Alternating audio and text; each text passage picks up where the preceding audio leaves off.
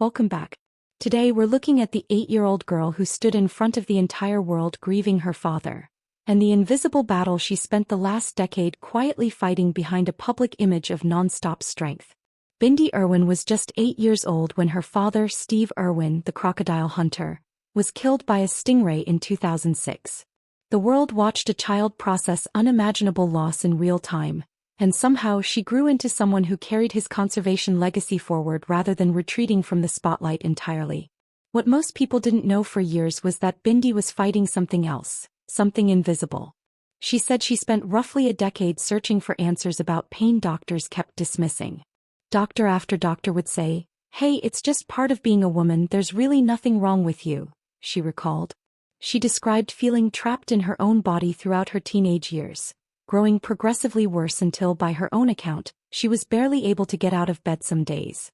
In 2023, she finally shared her diagnosis publicly: endometriosis, a disease where uterine-like tissue grows outside the uterus, causing severe chronic pain. She underwent her first surgery that year, and became the first international figure honored with the Endofound Blossom Award in 2024 for her advocacy. But the story didn't end there.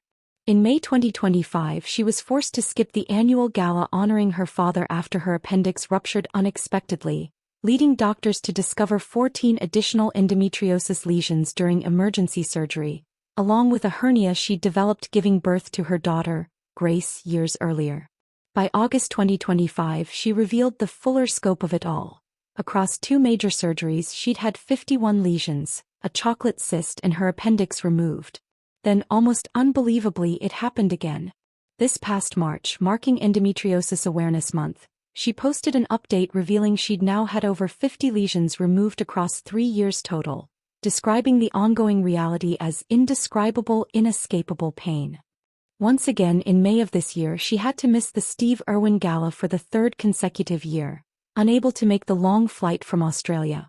Her family has stayed close throughout it all. Her mother Terry and brother Robert gave fans an encouraging update at this year's gala, saying Bindi was finally doing so much better, noting almost gently that it's actually less taxing for her these days to simply stay home feeding crocodiles than to travel halfway across the world.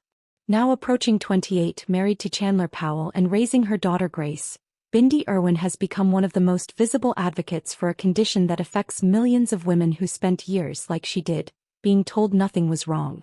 "No one deserves to suffer in silence," she wrote recently. "I believe you. Please find answers.